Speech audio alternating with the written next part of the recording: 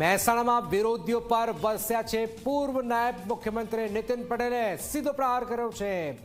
નીતિન પટેલે કહ્યું છે કે સલાહ આપનારા ઉપર પ્રહાર કર્યા છે। પત્ની જેનું નથી સાંભળતી એવા સલાહ આપવા નીકળી પડ્યા છે। સલાહ આપનારની કેપેસિટી જોવી પડે।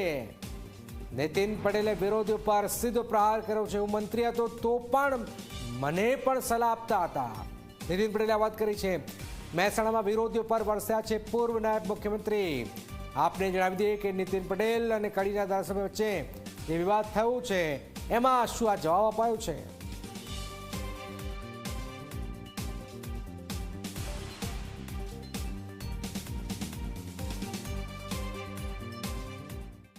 સલાહ તો અમને બધાને બહુ આપો। હું સરકારમાં મંત્રી હતો, મુખ્યમંત્રી હતો, વિરોધ પક્ષમાં હતો, ધારાસભ્ય હતો, જે હતો એ વખતે જે આવે સલાહ આપે, જે આવે સલાહ આપે। સલાહ આપવાનો દરેકનો અધિકાર છે।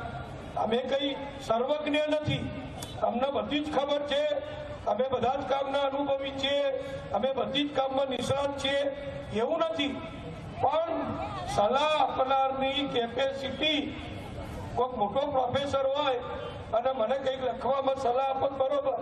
આ વિષ્ણુભાઈ જેવા ડોક્ટર હોય અને હું આરોગ્ય મંત્રી હોઉં અને કોઈ સલાહ આપે કે નીતિનભાઈ આરોગ્ય વિભાગમાં આવું કરવું જોઈએ તો એ મારા માથાપેર ગણાય।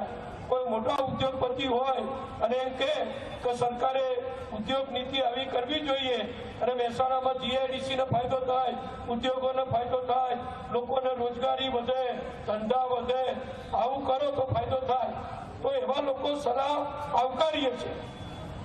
પણ ઘેર માફ કરજો, કોઈના ઉપર નથી કહેતો, પણ ઘેર બેસીને પત્નીને એમ કે પાણીનો ગ્લાસ થાય ને ખાટલા બેઠા બેઠા તો પત્ની એમ કે છાના માના ઉભા થઈ પી લો, મારા કામ ચાલે છે, એવા અમને સલાહ આપવા આવતા હતા।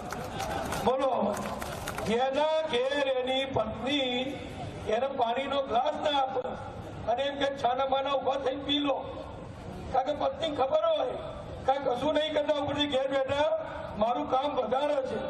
હવે એવા લોકો નબળા પડે એટલે પાછા અમારા જીવન પકડે।